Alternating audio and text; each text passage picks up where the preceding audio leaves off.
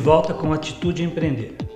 Fernando, você no preparo do concreto, então você faz esse preparo na usina, né, através de uma dosagem, né, você dosa esses materiais são colocados num caminhão apropriado que faz a mistura, né, desses materiais, gerando um concreto.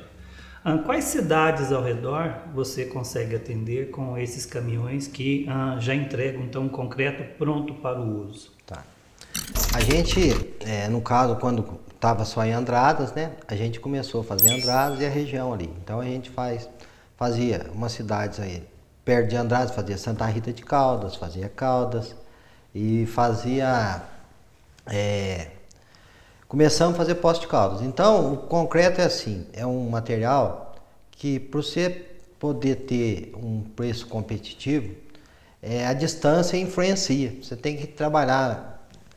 A política nossa é trabalhar num raio aí de 50 quilômetros, porque se você começar a passar disso, você começa a ter muita despesa com estrada, tempo, percurso, então aí você começa a produzir pouco material, pouco volume. Então a ideia da gente vir para cá foi justamente por causa disso, para você estar dentro do teu mercado, para você trabalhar na região, entendeu? Da usina, se a gente considerar assim a localização da usina, até quantos quilômetros eu consigo levar um concreto sem que ele tenha perdas de qualidade? Tá.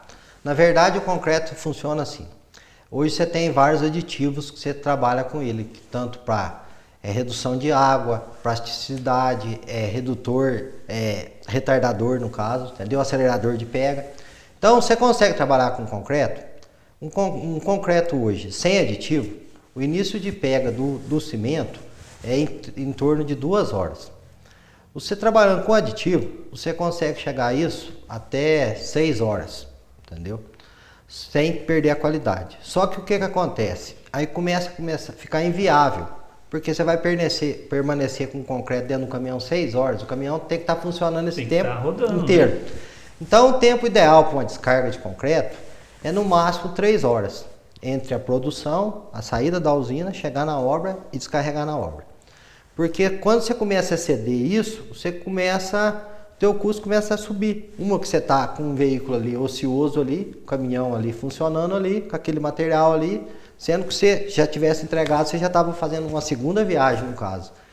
E também a questão assim do dimensionamento do concreto, porque se você tem um concreto para ele durar mais tempo, você tem que trabalhar ele desde o produto do aditivo, como até no cimento, você tem que estar redosando isso, dimensionando isso, para ele não ter essa perca desse pouco de tempo que vai ter, para ele não ter a perca na resistência final dele, entendeu? E quando você está levando esse material para algum lugar e chega na obra, a obra não está pronta para receber o concreto, porque às vezes acontece alguns imprevistos, né? Como que funciona? Você tem como retardar no máximo 6 horas? Caso contrário, tudo que está dentro do caminhão está perdido? Na verdade, essa questão a gente procura minimizar ela no máximo. O que a gente faz? A gente está direto com contato com o pedreiro da obra, o mestre de obras. Então, uma concretagem que vai ser feita amanhã, um dia antes, o nosso pessoal está passando na obra para ver se está pronto para poder levar esse concreto. Então, a responsabilidade nossa é entregar o produto especificado no dia certo. E só que a gente tem contratempo? Tem, mas a gente procura evitar no máximo, porque o caminhão, depois que ele saiu da produção, se ele já foi destinado para aquela obra, ele tem que ser usado naquela obra, porque senão, desde o momento que o mestre de obra, o pedreiro, o dono da obra autorizou a entrega, esse concreto é o seguinte, se ele não for usado, ele é descartado.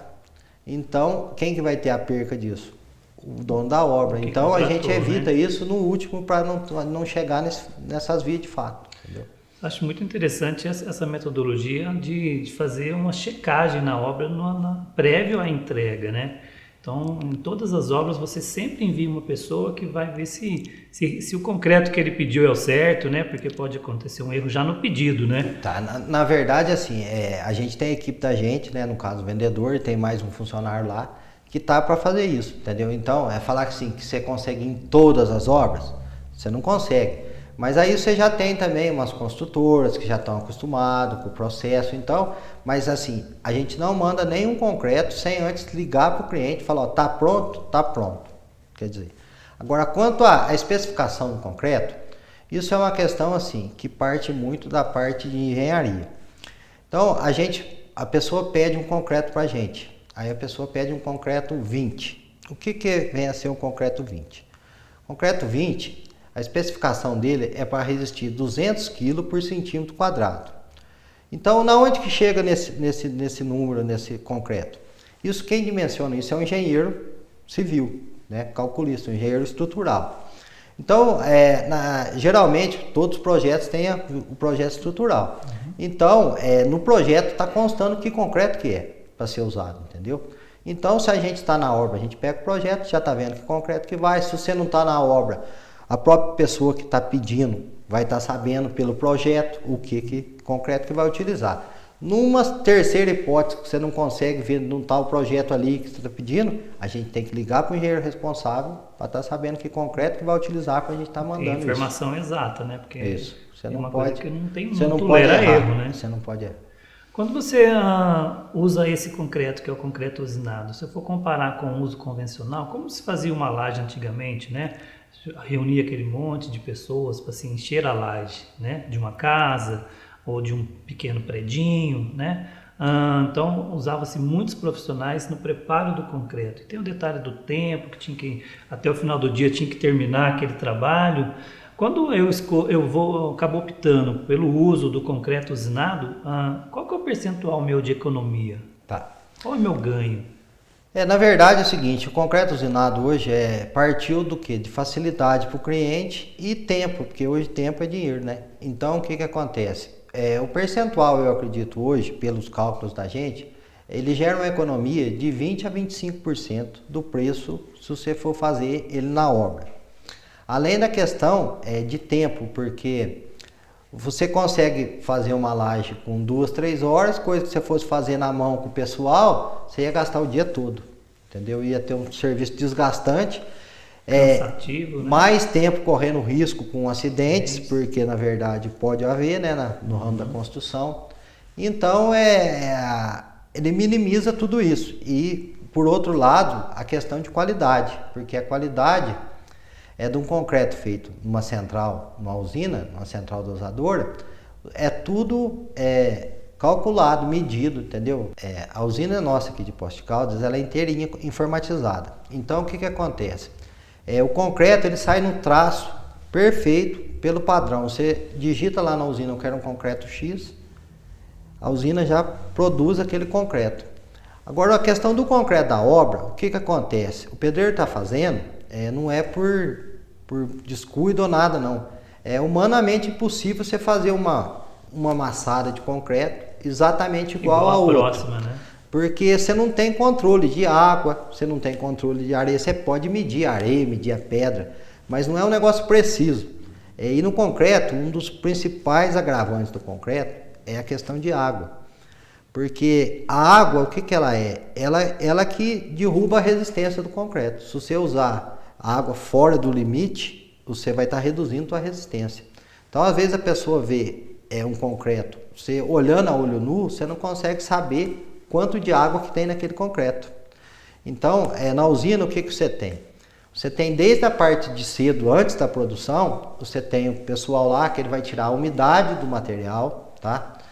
O que é essa umidade? A areia, ela tá, hoje o dia tá de sol, amanhã tá chovendo, essa viagem veio mais úmida, essa veio mais seca. Então, o que acontece? A gente tem um pátio grande, tem um depósito grande de areia, para quê? Para você ter um material uniforme, para você não ter variação, porque você faz um caminhão de concreto, pega um caminhão de areia aqui, pega outro lá, então você tem um volume grande para você ter um material uniforme. A questão da umidade é uma grande variação que pode ter no concreto na questão da umidade. Por quê? Porque a umidade acontece o seguinte, você está lá hoje com o material, você está com 5% de umidade. Então, por exemplo, cada 1.000 quilos de areia que você está usando no teu concreto, você tem 50 litros de água nele. Você vai fazer 1 metro cúbico de concreto, se por exemplo você tem que usar 150 litros de água, você já tem 50 no material, você tem que pôr só 100. Agora o pedreiro na obra, ele não tem condição a olho nu de estar sabendo isso daí. Identificar isso, né? Então o que acontece? Às vezes ele está fazendo tudo certo, ele está pondo lá o tanto de cimento certo, o tanto de areia certo, mas ele não consegue chegar naquele concreto que precisava ser feito. Então essa ideia do usinado, você acaba tendo então uma economia, né? E mais principalmente, você acaba tendo uma garantia do concreto preservar as propriedades mecânicas dele, né? Isso, a qualidade que dele. você consegue dosar tudo, inclusive a umidade do material pré-mistura, né? Isso. E se você conta ainda com uma linha toda informatizada, né? A garantia que isso aconteça é muito maior. Nós vamos para um breve intervalo e retornaremos com a nossa entrevista.